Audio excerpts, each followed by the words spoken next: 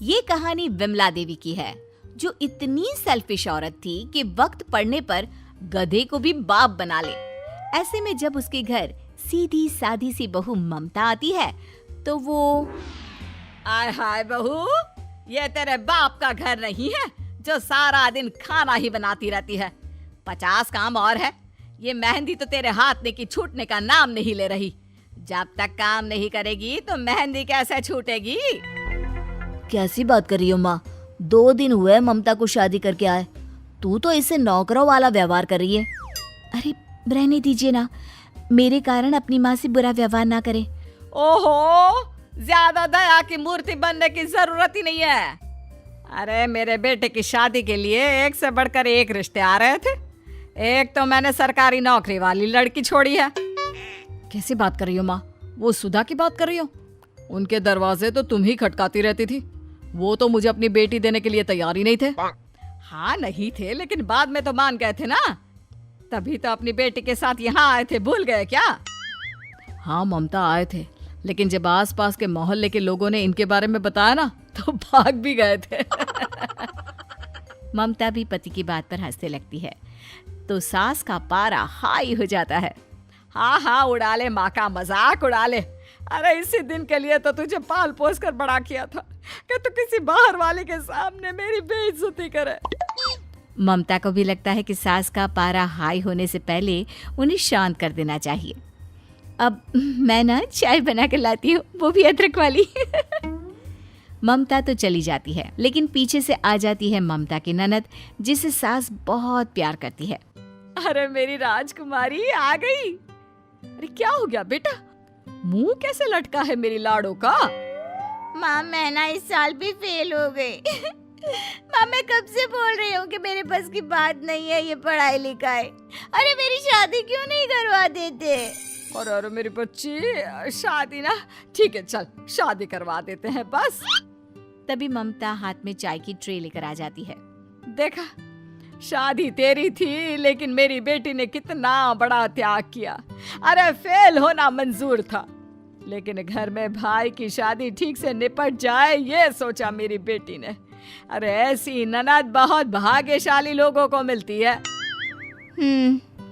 सारा साल पढ़ भी लेती तो शादी के 4 दिन ना पढ़ती तो भी कुछ नहीं होता। अरे क्या हो गया? क्यों पागलों की तरह अकेले में मुस्कुरा रही है? अरे नहीं, वो तो मैं खुश हो रही थी कि बड़ी ही नसीब वाली हूँ मैं, जो इनके जैसी ननद मिली जिसे फेल होना मंजूर है लेकिन शादी के मजे लूटना नहीं। ममता तो बात करके निकल जाती है, लेकिन ननद, मेरी तो सारी सहेलियों की शादी हो गई है, कम से कम मेरी भी करवा दो। और हाँ ध्यान रखना, शादी ऐसे ही घर में करवाना जहाँ लड़की के घर में नौकर चाकर हो। तभी वहाँ पड़ोसन आ जाती है। बहन जी, मीरा के लिए लड़का बताऊं, शादी करोगी? अरे हाँ हाँ, लेकिन पता तो कर लो लड़के के घर नौकर है कि नहीं। देखो, तुम्हारे घर में होगा तो शर्म के मारे वो भी रख लेंगे, लेकिन जब वो ये देखेंगे कि घर में बहू ही नौकरानी की तरह घूम रही है तो इसे भी नौकरानी ही बना देंगे। समझ रही हो ना? सास को बात तो समझ में आ जाती है, लेकिन जो लड़का दिखाने की बात पड़ोसन कर रही थी उसके लिए घर में नौकरानी कहाँ से लाए? कोई भी नौकरानी कुछ घंटों के लिए तो काम करेगी नहीं। फिर उसे आइडिया आता है। ममता, अरे ओ ममता। हाँ माँ जी, क्या हो गया? कोई काम है क्या? हाँ एक काम है। बताइए ना, क्या करना है माँ जी? नाटक करना है नौकरानी का। वो क्या है ना, तेरी ननद को देखने लड़के वाले आ रहे हैं, तो उन लोगों के सामने। ये बोलकर वो सारी बात ममता को बताती हैं। ममता क्या करती, भाई सास ने कोई ऑर्डर दिया है तो वो तो पूरा होगा ही ना। फिर अगली शाम, वाह क्या घर है, बड़ा ही साफ सुथरा। अरे लग ही नहीं रहा कि घर में शादी हुई है कुछ ही दिनों पहले। वो क्या है ना, हम लोगों के घर हमेशा से नौकर चाकर रहे हैं, तो वो लोग सारा काम कर लेते हैं, हमें तो उठना भी नहीं पड़ता। क्या बात है, नौकर? लेकिन वो तो दिखाई नहीं दे रहे। तभी नौकरों जैसे कपड़े में बहू आकर खड़ी हो जाती है। मेम साहब, चाय पानी नाश्ता कुछ और चाहिए तो बताना। अरे ठीक है बता देंगे, तू अंदर जा। सास फटाफट ममता को अंदर भेज देती है कि कहीं पोल ना खुल जाए। क्या बात है, नाकरानी तो बहुत गोरी चिट्टी है, वो तो आपकी बेटी से भी सुंदर है। तो आप उससे तो शादी नहीं कर लेंगे ना? तभी लड़के के पिता की नज़र ममता और उसके पति की फोटो पर पड़ती है जो शादी के वक्त दीवार पर लगी थी।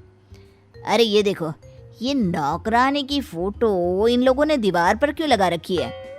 सास हक्का बक्का रह जाती है, समझ में ही नहीं आता कि क्या बोले। अब वो क्या है ना, घर को नजर ना लगे, जैसे लोग नजर बट्टू टांगते हैं ना, हमें किसी ने कहा कि बेटे के साथ नौकरानी की फोटो लगा लो। ए जी, आप भी राहुल की फोटो कमला के साथ बनवा लेना शादी के बाद। छी, नहीं माँ, कैसी बात कर रही हो? नहीं, मैं नहीं। खैर, बात आई गई हो जाती है कि तभी ममता हाथ में खाना पानी लेकर आती है और साथ में होता है लाख रुपए का आईफोन। क्या बात है, नौकरानी के हाथ में लाख रुपए का फोन? वो क्या है ना, डील अच्छी मिल गई थी, फेस्टिवल ऑफर था तो। तो क्या तुम ऑनलाइन शॉपिंग भी कर लेती हो? यार कितनी सैलरी है तुम्हारी? लास्ट CTC तो 40 का था, लेकिन अब देखो उम्मीद है हाइक मिले। अच्छा। लड़के के घर वालों की आंख खुली रह जाती है। ममता भी समझ जाती है कि कुछ ना कुछ गलत हो गया है। वो 40,000 आप लोगों को क्या लगा? मैंने सुना 1 लाख। अरे हाउस होल्ड में इतना पैकेज कहाँ जा रहा है सर? खैर, have food, I will join you shortly. अंग्रेजी बोलती ममता वहाँ से निकल जाती है, लेकिन सभी के मन में बड़ा सवाल छोड़ जाती है। काफ़ी देर तक ममता बाहर नहीं आती तो वो आपकी बहू कहाँ है? ओ बहू, दरअसल घर के काम के लिए हमने नौकरानी रखी है। हम लोग अच्छे लोगों में से है जो बहू को सुबह ही पैसा, कार्ड, कार और झोला देकर घर से निकाल देते हैं कि जा बहू, जाकर शॉपिंग कर, मौज मस्ती कर। तभी लड़की की बहन आ जाती है। हाय रे, कितनी प्यारी बच्ची है आपकी। बेटे कहाँ थे आप? भाई की शादी तय हो रही है, साथ रहो। वो मेरी जूम कॉल थी बॉस के साथ, तो उन्हीं से बात कर रही थी। Now I am free. तभी सास ममता को आवाज देती है, अरे लड़की, आप पूरा टेबल साफ कर दे। लेकिन ये क्या? जैसे ही ममता सामने आती है लड़की की बहन, बॉस आप तो अभी जूम पर, ये क्या है? ये कौन है ममता? ये तुम्हारी बॉस कैसे हो सकती है? ये तो नौकरानी है।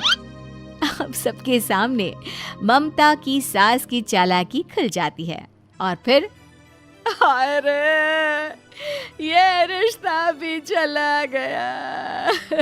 राघव के परिवार में उसकी पत्नी निधि और उसकी माँ सुमित्रा रहते थे। निधि की नौकरी काफी अच्छी होने की वजह से उसे अपने ऑफिस से अच्छी खासी तनख्वाह मिलती थी।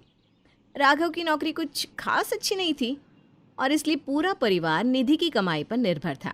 सुमित्रा को अपनी बहू निधि की नौकरी करने से कोई परेशानी नहीं थी, लेकिन फिर भी वो आए दिन किसी न किसी बात पर निधि से झगड़ा किया करती। और ऐसे ही एक सुबह जब निधि अपने ऑफिस जाने के लिए तैयार हुई तो एक बार फिर सास बहू के बीच कहासुनी शुरू हो गई। मम्मी जी, आज मेरे ऑफिस में एक बहुत ज़रूरी मीटिंग है और इसलिए मैंने दोपहर के खाने की तैयारी नहीं की है। सब्जी काट कर रख दी है, प्लीज़ खाना बना लेना।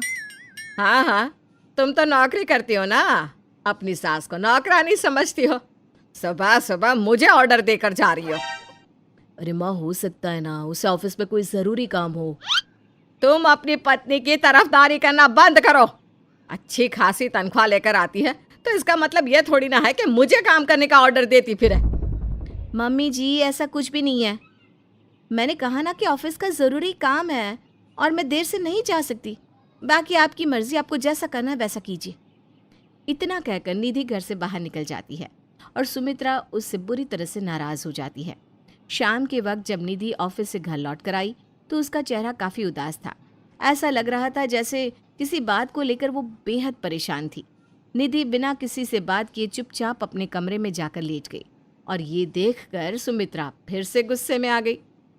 अब दिन का खाना मैंने बना दिया तो क्या चाहती हो कि रात का भी मैं ही बनाऊं? अरे ये क्या तरीका है? ऑफिस से आकर चुपचाप अपने कमरे में सो जाओ। अरे माँ, चुप हो जाओ ना, मैं जाकर निधि से बात करता हूँ। हो सकता है उसकी तबीयत ठीक ना हो। अगर इतनी ही तबीयत खराब है तो बाहर से खाना मंगवा लो।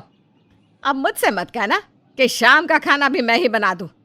वैसे भी तुम्हारी बीवी को ना आदत पड़ गई है ऑफिस से आकर सीधा बिस्तर पर लेट जाने की। 1 मिनट माँ, मुझे उससे बात तो करने दो, पता तो करने दो आखिर बात क्या है। आपने देखा नहीं निधि कितनी उदास लग रही थी। इतना कहकर राघव अपने कमरे के अंदर जाता है। निधि चुपचाप लेटी हुई थी, उसकी आंखों में आंसू थे। क्या हुआ निधि, ऑफिस में किसी ने कुछ कहा क्या? इतनी उदास क्यों लग रही हो? वो बात दरअसल ये है राघव कि मेरा जो बॉस है ना, मेरा मतलब मिस्टर शर्मा, वो मुझसे कुछ अजीब तरीके से बात करता है। ऐसा कई दिनों से चल रहा है। मैं तुम्हें बताना भी चाहती थी लेकिन फिर मुझे लगा शायद ये मेरी गलत फहमी होगी। ऐसा भी क्या कह दिया तुमसे मिस्टर शर्मा ने जो इतनी परेशान हो रही हो तुम? आज ऑफिस में एक मीटिंग थी और मीटिंग के बाद उन्होंने मुझे अपने कैबिन में बुलाया। कहने लगे, निधि तुम देखने में बहुत खूबसूरत लगती हो, मुझे बहुत पसंद हो। अरे तो उन्होंने तो तुम्हारी तारीफ की, ऐसा भी क्या कह दिया? नहीं राघव, मैं ये जॉब नहीं करना चाहती। मिस्टर शर्मा की बातें और उनका मुझे देखने का तरीका मुझे बिल्कुल पसंद नहीं है। मैं सोच रही हूँ कुछ दिनों के लिए नौकरी छोड़ देती हूँ। देखो, ऐसा कुछ भी करने की ज़रूरत नहीं है निधि। तुम्हारी सैलरी बहुत ज़्यादा है और इससे हमारे घर के सारे खर्चे चल रहे हैं। अगर तुमने जॉब छोड़ दी तो और ठीक है ना, ऑफिस में कुछ ना कुछ तो होता रहता है, तुम्हें थोड़ा बहुत तो बर्दाश्त करना आना चाहिए ना। मुझे लगा राघव तुम मेरी परेशानी को समझोगी। अरे ये सब छोटी मोटी बातें हैं, जॉब करने वाली हर लड़की के साथ ये सब होता है। इस बात को इतना बड़ा बनाने की कोई ज़रूरत नहीं है। और हाँ, खबरदार, जो नौकरी छोड़ने के बारे में सोचा भी। राघव की बात सुनकर निधि उदास हो जाती है। उसे लगा था कि शायद राघव उसकी परेशानी को समझने की कोशिश करेगा, लेकिन ऐसा कुछ भी नहीं हुआ। उसके कुछ दिनों तक निधि बहुत उदास रहने लगी थी। सुमित्रा ने इस बात को कहीं ना कहीं महसूस कर लिया था, लेकिन सास होने के नाते उसने अपनी बहू से इस बारे में कभी बात नहीं की। कुछ दिन इसी तरह से बीत गए और फिर एक दिन निधि ने अपने ऑफिस से राघव को फ़ोन लगाया। राघव, बस अब बहुत हो चुका है, मैं ये नौकरी नहीं करना चाहती। तुमने फिर से वही बात करना शुरू कर दिया। मैंने तुमसे कहा ना, अगर तुमने जॉब छोड़ दी तो हमारे सामने बहुत बड़ी परेशानी आ जाएगी। कैसी बात करते हो तुम राघव? मिस्टर शर्मा आए दिन मुझसे अजीब अजीब बातें करते रहते हैं। 1 मिनट भी इस ऑफिस में रुकना मेरे लिए मुश्किल होता जा रहा है। मेरी बात समझने की कोशिश तो करो।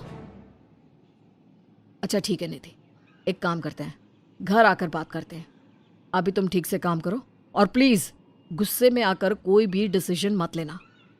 इतना कहकर राघव ने कॉल डिस्कनेक्ट कर दिया और निधि उदास होकर अपने काम में बिजी हो गई। शाम को जब निधि ऑफिस से घर लौट कर आई तो उसने देखा कि राघव घर पर नहीं था। अब आ ही गई हो तो एक कप चाय भी बना दो। अरे चेहरे पर 12 क्यों बजे है तुम्हारे? ऐसा कुछ भी नहीं है मम्मी जी, बस ऑफिस में काम ज़्यादा था इसलिए। पता नहीं ऐसा कैसा ऑफिस है तुम्हारा जिसमें रोज ही ज्यादा काम होता है। सुमित्रा की बात सुनकर निधि की आंखों से आंसू बहने लगते हैं।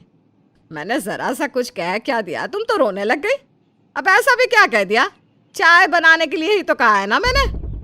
तो मैंने कब कहा मम्मी जी कि आपकी चाय बनाने की वजह से मैं रो रही हूँ? इंसान की जिंदगी में और भी तो परेशानियां हो सकती है ना।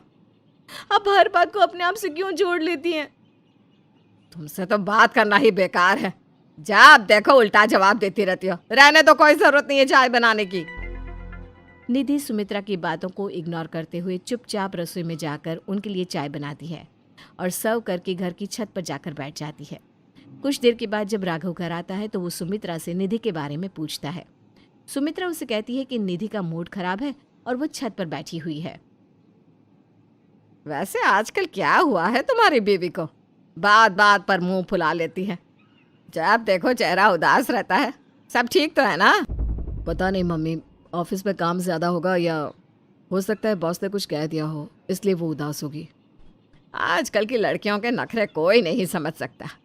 अब पिछले 2 घंटे से छत पर बैठी है, खाना बनाने का टाइम हो गया, लेकिन यह नहीं कि महारानी नीचे उतर कर आ जाए।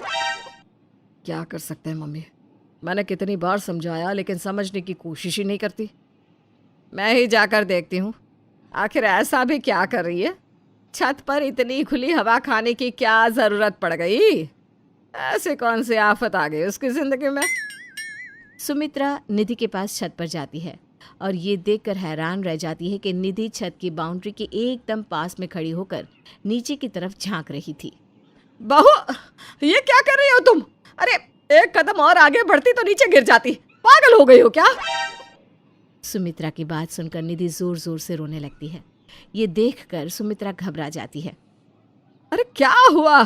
देखो, तुम्हारा खाना बनाने का मन नहीं है तो मत बनाओ, लेकिन इस तरह से रो मत। मम्मी जी, आप समझती क्यों नहीं? मैं घर के काम की वजह से नहीं रो रही हूँ। अरे तो फिर क्या बात है? मम्मी जी, मेरा जो बॉस है, मेरा मतलब मिस्टर शर्मा, वो मेरे साथ बहुत गंदी गंदी बातें करते हैं। मुझे यहाँ वहाँ हाथ लगाने की कोशिश करते हैं। इसकी वजह से मैं बहुत परेशान हूँ।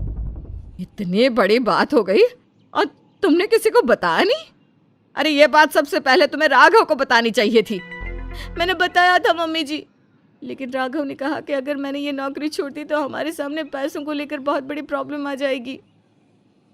हाँ, वैसे बात तो ठीक ही कह रहा है राघव।